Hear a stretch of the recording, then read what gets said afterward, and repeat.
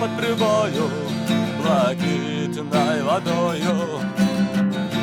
Чутно, як биться на березі мора, тихим вечором прозристий квачок, обістровання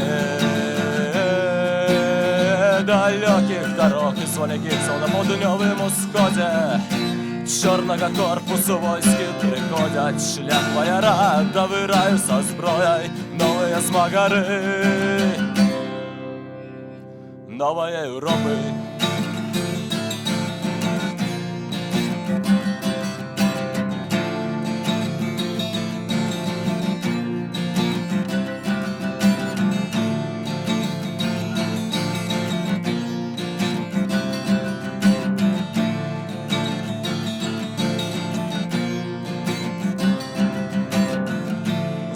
Кулеметные стужки рихтують, ворога куля не пошкодує.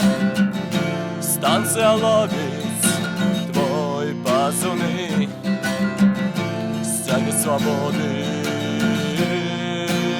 нап'ється крові, а незалежність заўсёды за кверами. Буры здымаются блакитные хвали на ваших шевронах, и черное солнце войны обяцае безлітосне безконце із уніківців на полудньовому сході.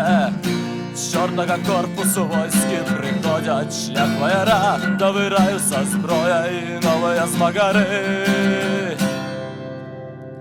нової Європи.